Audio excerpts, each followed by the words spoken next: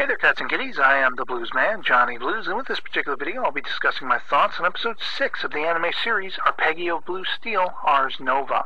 And this was quite an action-packed, if emotional and heartening episode at its core by the end. I mean, before we even get past the OP music, we have the air quotes father, this scientist who created this little girl Maki as a sort of genetic puppet, splicing innocence and intellect together to make this little girl create weapons to go against the fog.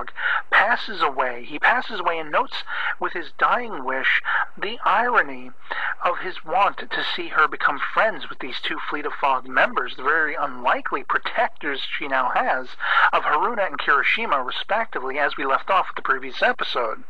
And it's very interesting just how emotional this episode gets, because of course you have Haruna really mulling over her interactions with Maki and what Maki means to her. She has, as I've noted in previous episode discussions, really taken to heart phrases and emotional states and things like that, and she realizes she has a rapport with this little girl. She may be in a sort of level of denial or misunderstanding, fully the concept of what that all means, but this little girl considers her very much her friend, and of course the military are just honing in on this zone. Now, quite unexpectedly, they're not there for the Fleet of Fog, as I had assumed originally.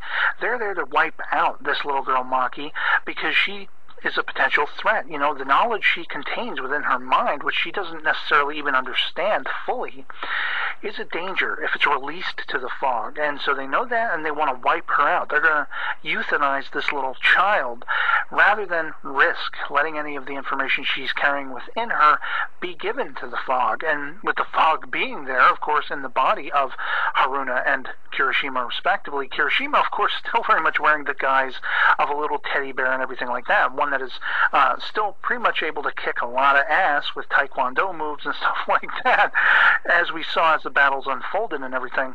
But it's very interesting to me that Haruna basically resolves to do what she needs to do to protect Maki. She basically engages the military forces, creating shields and everything like that, and at one point she's actually going to wipe out the human opposition.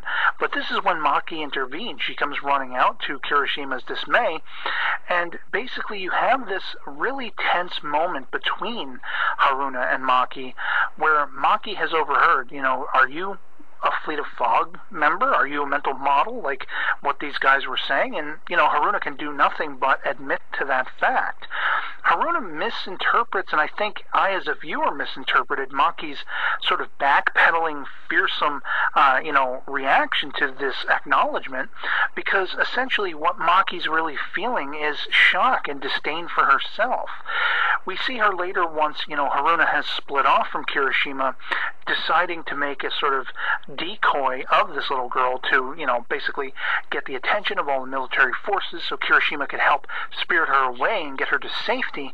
She breaks down this little girl. Maki basically breaks down and reveals to no one in particular, not knowing at that point that the Kirishima teddy bear can understand her words and everything like that, but I think it's a level of just wanting to air it.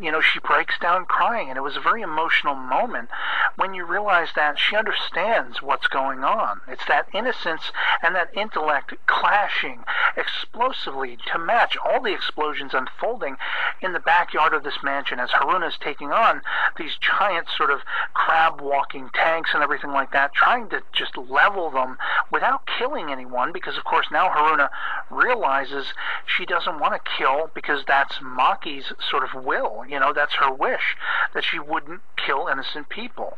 Similarly, Maki is holding herself under a sort of microscope and realizing, I created this weapon. All I wanted to do was make my father smile, was make my father appreciate me.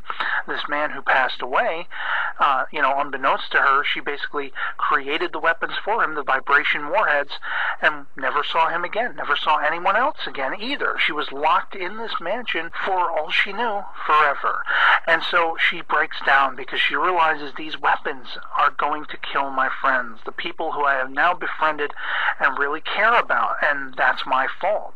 And that was a very unexpected, as I say, revelation that it wasn't so much she was fearful of the fog. You know, she's a child. She understands people being nice, no matter where they come from. In this case, rather than relating to a cultural or racial or even religious divide, it's a divide of man against machine. But she sees a very innocent sort of line in the sand of, they're our friends, they are like us. And so it's very interesting when, of course, you have Haruna really backed against the wall. She basically has her shields depleting, and she can't keep up that decoy, and this coincides with Maki deciding, when the guards oversee her as she trips and falls, making an attempt to run and help Haruna. You have, of course, Kirishima just unleashing havoc on these soldiers, and there comes that confrontation point where, you know, Haruna and Maki, they meet once again, and it's a very heartening revelation. This little girl cries again. I don't want to lose you. I don't want to lose my friends, the first friends I've known in the longest time. And it's really just an emotional point to this episode. And, you know, it only gets that much more intriguing when, of course, you know, Haruna basically hugs, embraces this little girl, tries to protect her, and they're whittling away at her energy shields, and it looks like all is lost, when suddenly the cavalry arrives in the form of one very unexpected, for me at least, mental model in the form of the I-401's Iona herself. On the orders of Gunzo and the I-401 crew, she's there to make sure that this little girl Maki and Haruna and Kirishima, who just happened to be there on the scene, all get out of there. No lives are lost, but the crab sort of walking tanks are taken out effectively, and they save the day. Of course, Gunzo intercepts a message from this guy Kamikaze, who's like, you know, I wanted you to deliver these weapons to the Americans. What do you think you're doing? You're kind of slapping us in the face. Are you working with the fog? You know, all the implications are there. And Gunzo basically tells him to stuff it. You know, get bent. I'm going to do what I want. I don't work for you, buddy. And they decide they're going to head on to their stronghold, as Gunzo puts it, with effectively now Haruna and Kirishima and this little girl Maki in tow. And then we have the stunning revelation, picking up from the last episode, where essentially Takao has gone on to where she believes, you know, Gunzo and his ship to arrive at some point, where she wants to accost him or seduce him or plead with him to be her human captain or what have you. And she's been captured. You know, when she showed up at this place, she was fired upon, and she very interestingly said that it wasn't human gunfire or missile fire, as the case may be. And she wakes up in this sort of all-white room with this very strange, almost soccer ball looking computer AI interface or what have you, waking up and saying, what did you think by coming here, or something to that effect.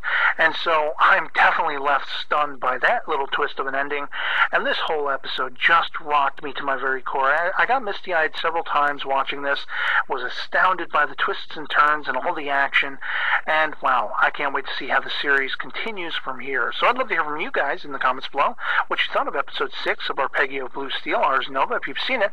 Otherwise, I highly recommend checking it out, and that'll be it for me on this one. So I hope you're all doing well. I'll catch you later.